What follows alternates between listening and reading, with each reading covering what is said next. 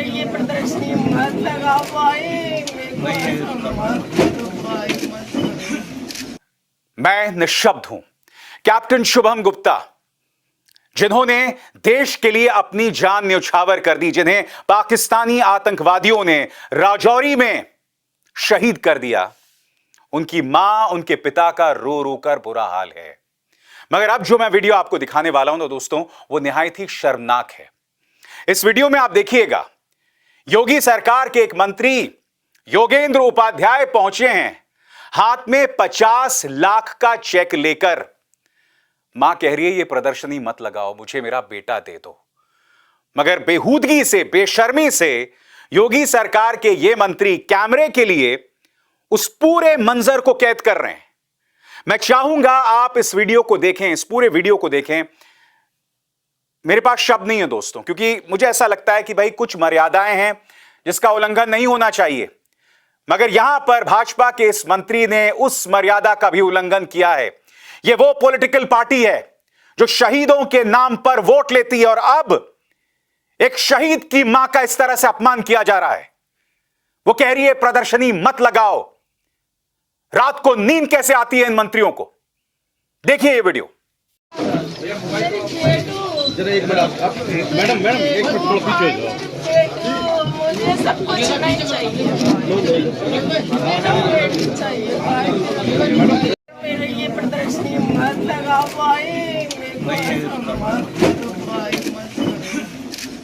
एक बार फिर उन चेहरों से आपका परिचय कराना चाहता हूं जिन्होंने देश के लिए अपनी जान न्यौछावर कर दिया। आपके स्क्रीन पर कैप्टन शुभम गुप्ता, हवलदार अब्दुल माजिद, कैप्टन एमवी प्रांजल, लांस नायक संजय बिश्त, पैराट्रूपर सचिन लौर। इन लोगों ने देश के लिए अपनी जान न्यौछावर कर दी। और जब योगी का एक मंत्री पहुंचता है तो इस तरह से कैमरे के सामने पोज किया जाता है। यह तस्वीर अपने आप में सभ्य समाज के मुंह पर तमाचा है, राजनीति के मुंह पर तमाचा। मैं एक सवाल पूछना चाहता हूं कि आखिर क्यों सैनिकों की शहादत को इतने हल्के ढंग से भाजपा लेती है? याद कीजिए 2019 का चुनाव, हमारे 40 जवान शहीद हुए थे ना। आपको याद है प्रधानमंत्री ने मंच पर खड़े होकर क्या कहा था कि क्या आपका पहला वोट पुलवामा के लिए मिल सकता है क्या? चुनाव आयोग ने मना किया था, मगर फिर भी प्रधानमंत्री ने ऐसा किया। बार बार करते हैं। इन्हें ऐसा लगता है कि इस तस्वीर के साथ, जिसमें एक मंत्री रोती हुई मां से, जो बदहवास है, उसे पैसा दे रहे हैं, तो इससे इन्हें वोट्स मिल जाएंगे। अगर वाकई इनके मंत्रियों को लगता है कि इससे उन्हें वोट्स मिल जाएंगे, तो यह समाज बर्बाद हो चुका है, अंदर से खोखला हो चुका है। क्योंकि यह असंवेदनशीलता की, बेरुखी की तमाम हदों को पार करना है। मैं आपको बतलाना चाहूंगा दोस्तों कि शुभम गुप्ता के कुछ फौजी मित्र पिता से मिले, और पिता से मुलाकात करके उन्होंने क्या कहा, मैं आपको पढ़ के सुनाना चाहता हूं। मैंने जब पहली बार पढ़ा तो मेरा गला भर आया था। पढ़ के सुनाना चाहता हूं आपको। जम्मू कश्मीर के राजौरी में आतंकवादियों से लोहा लेते हुए आगरा के लाल शुभम गुप्ता ने सर्वोच्च बलिदान दिया है।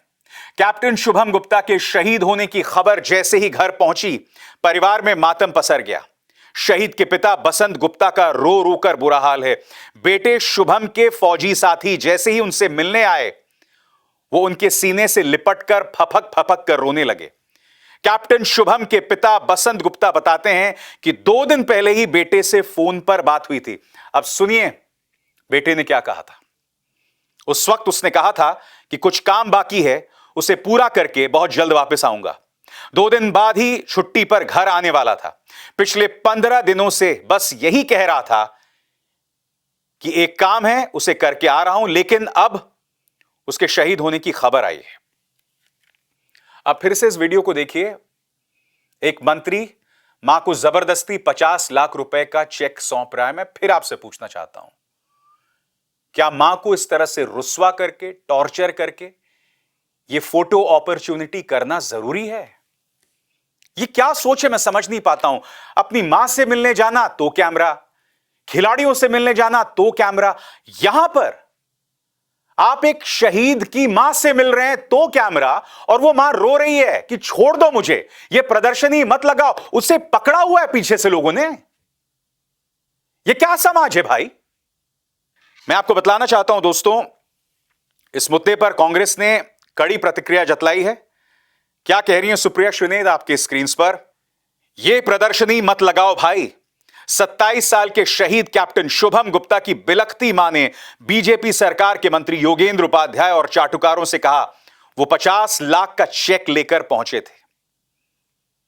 निशब्द हूं दोस्तों, ये जो समाज में चल रहा है ना, इस चीज को देखकर मैं निशब्द हूं। क्या गुजर रही होगी मां बाप पर, क्या गुजर रही होगी शुभम के साथियों पर। उसके साथ ही जो इस शुभम में विक्रम बत्रा की छवि देखते थे। आपको याद है ना विक्रम बत्रा, जिसने करगिल में अपनी जान न्यौछावर कर दी थी।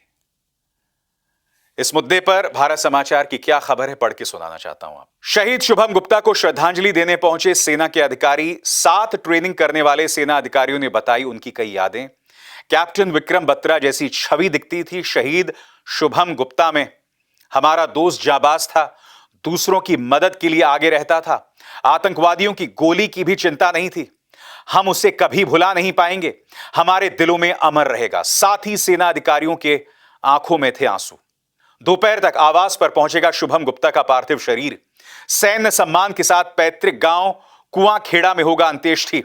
ताजमहल के पास प्रतीक एन्क्लेव में रहता था शुभम का परिवार। यह क्यों हो रहा है, कभी आपने खुद से सवाल किया है? आखिर क्यों एक मंत्री इस कदर बेशर्मी से 50 लाख का चेक लेकर पहुंच गया और उसे डर नहीं है? क्यों ऐसा हो रहा है? क्योंकि मीडिया ने सवाल पूछना बंद कर दिया, मीडिया ने इन्हें कटघरे में रखना बंद कर दिया है। मीडिया इस मुद्दे को तभी उठाएगा जब उसे लग रहा होगा कि इससे भाजपा को फायदा होना है, वरना मीडिया ये मुद्दा नहीं उठाने वाला है। मैं आपसे पूछना चाहता हूं, क्या इस खबर पर प्राइम टाइम डिबेट होना चाहिए नहीं होना चाहिए? मुझे बताइए। शहादत का इससे ज्यादा अपमान नहीं हो सकता। जब आप शहादत में राजनीति का तड़का लगाएंगे तो उससे ज्यादा अपमान शहादत का नहीं हो सकता, शहीद का नहीं हो सकता, हमारी सेना का नहीं हो सकता। याद कीजिए, अभी कुछ ही दिनों पहले हमारे 3 वीर शहीद हुए थे। तब प्रधानमंत्री के सम्मान में भाजपा के कार्यालय में जश्न हुआ था। अरे एक दिन के लिए उसे मुलतवी कर देते। नहीं साहब, वो जश्न हुआ। आपकी स्क्रीन पर देखिए किस तरह से वो जश्न मनाया गया था। प्रधानमंत्री को बधाई संदेश दिए जा रहे थे।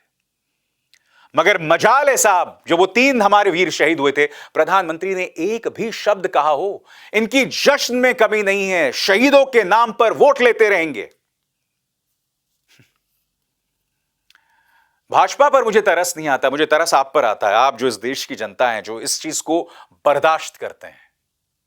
करिए बर्दाश्त, करिए बर्दाश्त। शायद आपको लगता है इससे धर्म का बचाव हो रहा हो, इससे राष्ट्रवाद बुलंद हो रहा हो, इससे भारत का नाम रोशन हो रहा हो। सोचिएगा इस बात को। अगर आज मैं नाराज हूं, अगर गुस्से में मैंने कुछ कह दिया है, तो मैं आपसे क्षमा चाहता हूं। मेरा मकसद नहीं था, मगर यह मुद्दा ऐसा है जिस पे आप खुद पर नियंत्रण नहीं रख सकते, आप कंट्रोल नहीं कर सकते। शुभम के परिवार, उनकी मां के लिए मेरे दिल से संवेदना है, मेरे दिल में दर्द है। मैं क्या कहूं, मैं कुछ मेरे आंसू भी उनके लिए कोई मायने नहीं है, क्योंकि वो बेटा कभी वापस नहीं आएगा। उसने तो कहा था ना, मैं वापस आऊंगा 1-2 दिनों में। उसने कहा था एक काम के लिए वो वापस आएगा। क्या काम था कोई नहीं जानता। मगर तुम न सिर्फ अपने परिवार के लिए शुभम, हम सबको, हमारे मनों में, हमारे हृदय में हमेशा रहोगे। नमस्कार। स्वतंत्र और आजाद पत्रकारिता का समर्थन कीजिए, सच में मेरा साथी बनिए। बहुत आसान है दोस्तों, इस ज्वाइन बटन को दबाइए और आपके सामने आएंगे ये 3 विकल्प। इनमें से एक चुनिए और सच के इस सफर में मेरा साथी बनिए।